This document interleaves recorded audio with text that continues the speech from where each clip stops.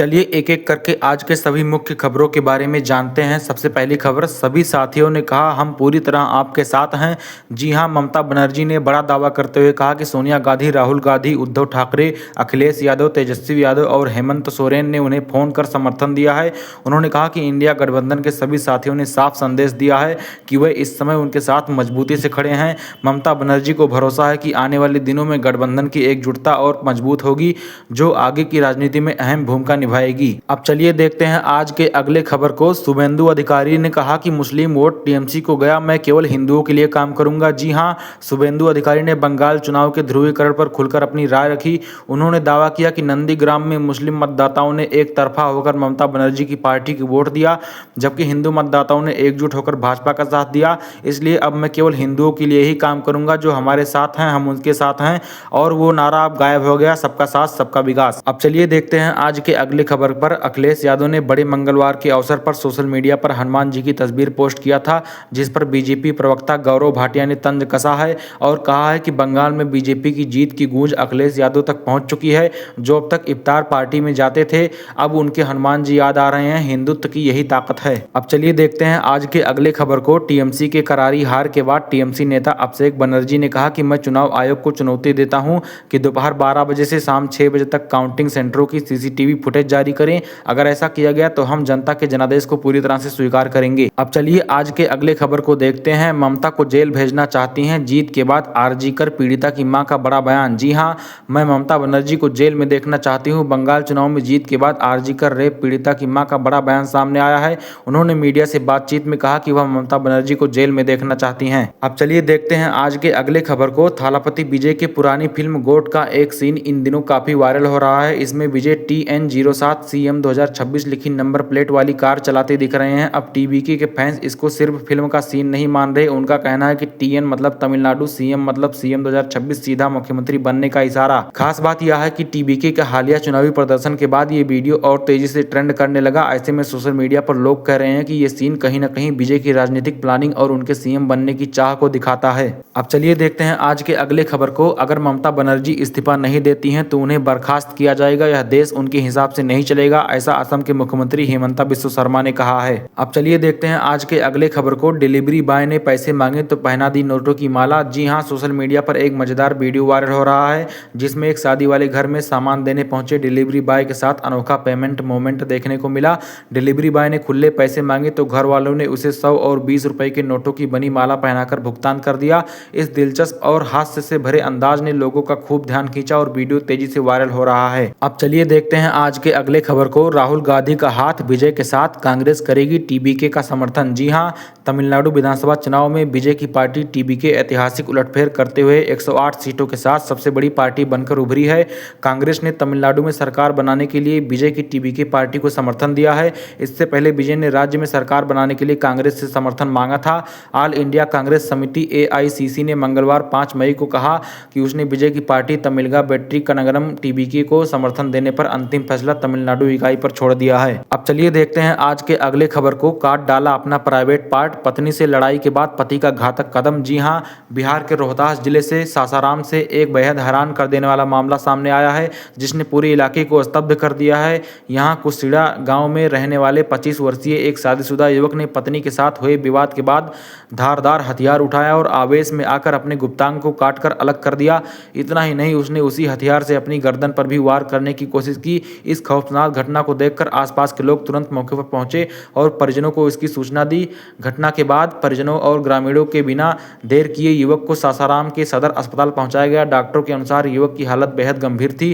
प्राथमिक उपचार के बाद उसे ट्रॉमा सेंटर भी भर्ती किया गया, जहां डॉक्टरों ने उसकी जान बचाने के लिए तत्काल इलाज शुरू किया। स्थिति गंभीरता को देखते हुए बाद में उसे बेहतर इलाज के लिए वाराणसी रेफर कर दिया गया। अब चलिए देखते हैं आज के अगले खबर को। आपके पास एक राज्य में पुलिस, बीजेपी के पास 21 राज्य की पुलिस। जी हां, राघव चड्ढा भगवंत मान से पहले राष्ट्रपति से मिले और उन्होंने आरोप लगाया कि उन पर फर्जी मुकदमे किए जा रहे हैं। राघव चड्ढा ने कहा कि पंजाब में आम आदमी पार्टी सरकार सरकारी मशीनरी का दुरुपयोग कर रही है। उन्होंने दावा किया कि पंजाब में आप सरकार के केवल कुछ ही महीने बचे हैं और राज्य में पार्टी का ही भविष्य नहीं है।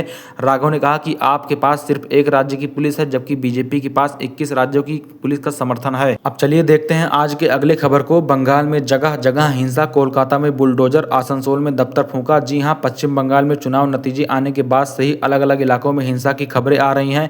आसनसोल उत्तर विधानसभा क्षेत्र के कोर्ट मोड़ पर तृणमूल कांग्रेस पार्टी के एक दफ्तर में देर रात आग लग गई। आग लग जाने के बाद इलाके में तनाव जारी है। यह दफ्तर तृणमूल कांग्रेस की वार्ड नंबर 53 की पार्षद मौसमी बोस का था। आग तेजी से फैली, दफ्तर जलकर राख हो गया और पास की एक दुकान को भी नुकसान पहुंचा। आसनसोल फायर स्टेशन से एक फायर टेंडर मौके पर पहुंचा और आग पर काबू पाया गया। अब चलिए देखते हैं आज के अगले खबर को। कांग्रेस ने विश्वासघात किया, टीबीके को समर्थन देकर वे पछताएंगे। जी हां, तमिलनाडु की 234 सदस्यीय विधानसभा में बहुमत का आंकड़ा 118 है और इसी बीच राजनीतिक समीकरण तेजी से बदलते नजर आ रहे हैं। एक्टर विजय की पार्टी तमिलगा बेटी कजगम को 108 सीटें मिली हैं। बाद सरकार गठन की कोशिशें तेज हो गई हैं। इसी के बीच कांग्रेस ने टीबीके को समर्थन देने का ऐलान कर दिया, सियासी हलचल बढ़ा दी है। कांग्रेस का कहना है कि उसका उद्देश्य राज्य में भाजपा और आरएसएस के प्रभाव को रोकना है। इसी रणनीति के तहत फैसला लिया गया है। हालांकि इस कदम से डीएमके बेहद नाराज है। डीएमके प्रवक्ता सरवणन अन्नादुरै ने कांग्रेस के फैसले को विश्वासघात करार दिया। डीएमके प्रवक्ता सरवणन ने कहा कि कांग्रेस ने टीबीके को अपना समर्थन दिया, इसलिए हमने इसे विश्वासघात कहा। रिटर्निंग अधिकारियों की जीत के प्रमाण पत्र पर हस्ताक्षर करने से पहले ही कांग्रेस ने अपना रुख बदल लिया और टीबीके का समर्थन किया। उनका दावा है कि वे भाजपा और आरएसएस को दूर रखना चाहते हैं। यही वजह है कि उन्होंने यह निर्णय लिया। महत्वपूर्ण बात यह है कि टीबीके प्रमुख विजय ने कभी भी भाजपा आरएसएस के खिलाफ बात नहीं की। चुनाव के बाद भी जब टीबीके को सकारात्मक परिणाम मिले तो उन्होंने मतदाताओं या पार्टी कार्यकर्ताओं को धन्यवाद नहीं दिया। उनका पहला ट्वीट प्रधानमंत्री मोदी को धन्यवाद देने के लिए था। लोग समझते हैं कि टीबीके की उनकी प्राथमिकताएं कहां है और कांग्रेस हमें बता रही है कि उन्हें बीजेपी आरएसएस को दूर रखना है। अब चलिए देखते हैं आज के अगले खबर को। पत्नी ने बेटे और दामाद के साथ मिलकर की किसान पति की हत्या। जी हां, औरैया में पत्नी ने बेटे और दामाद के साथ मिलकर किसान पति की हत्या कर दी है। घटना 2 मई का है, जहां तीनों ने हत्या के बाद शव को बुंदेलखंड एक्सप्रेसवे पर फेंक दिया। खेत बेचकर शराब पीने का विरोध करने पर किसान ने पत्नी को पीटा था, जिसके बाद तीनों ने हत्या की साजिश रची। पुलिस ने मामले में किया खुलासा, जिसके बाद तीनों को भेजा गया जेल। अब चलिए देखते हैं आज के अगले खबर को। राहुल गांधी ने कहा कि 50 नहीं 500 चुनाव हार जाऊंगा, लेकिन हिंदू मुस्लिम करके झूठ फैलाकर और दंगा भड़काकर चुनाव नहीं जीतूंगा। सियासत इंसानियत से बड़ी नहीं हो सकती है। अब चलिए देखते हैं आज के अगले खबर को। 7 साल के बच्चे से दुष्कर्म और हत्या का आरोपी एनकाउंटर में ढेर।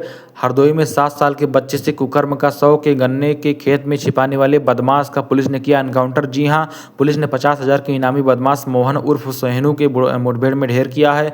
बदमाश ने मासूम बच्चे को उर्स मेला दिखाने के बहाने अगवा कर लिया, जिसके बाद उसने बच्चे के परिजनों से 8 लाख रुपए की फिरौती मांगी थी। अब चलिए देखते हैं आज के अगले खबर को। ममता के करीबी कोलकाता के डीसीपी शांतनु सिन्हा फरार, लुकआउट नोटिस जारी। जी हां, ममता के करीबी कोलकाता डीसीपी शांतनु सिन्हा फरार चल रहे हैं।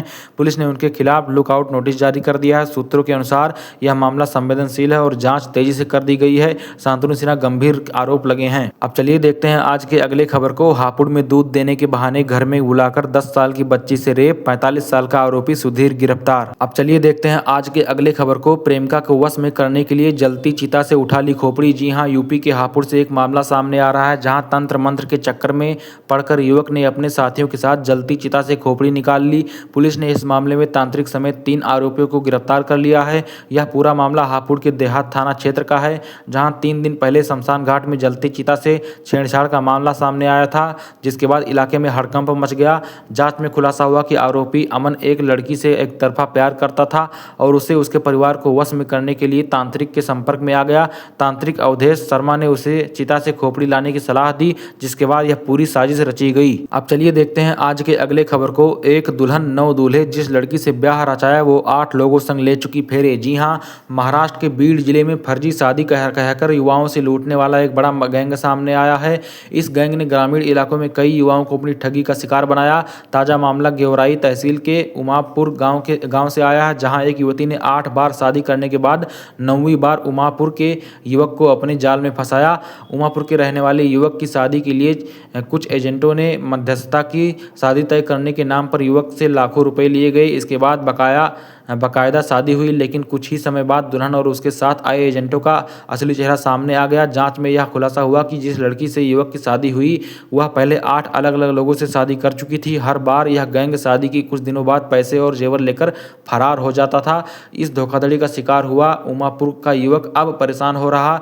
इसने इस मामले की शिकायत एसपी से की। एसपी की जो एप्लीकेशन युवक ने दिया उसमें कहा है कि मेरे साथ लाखों की धोखाधड़ी हुई है, अब मेरे सामने कोई रास्ता नहीं बचा, मुझे न्याय चाहिए। के युवक ने कहा कि उसे अंधेरे में रखकर शादी कराई गई। जिस युवती से शादी हुई उसकी यह 9वीं शादी थी। इसे पूरे मामले को लेकर चकलांबा पुलिस स्टेशन में शिकायत दर्ज हुई है। युवक का कहना है कि दुल्हन एक और दूल्हे अनेक बनाकर यह गिरोह युवाओं को जिंदगी बर्बाद कर रहा है।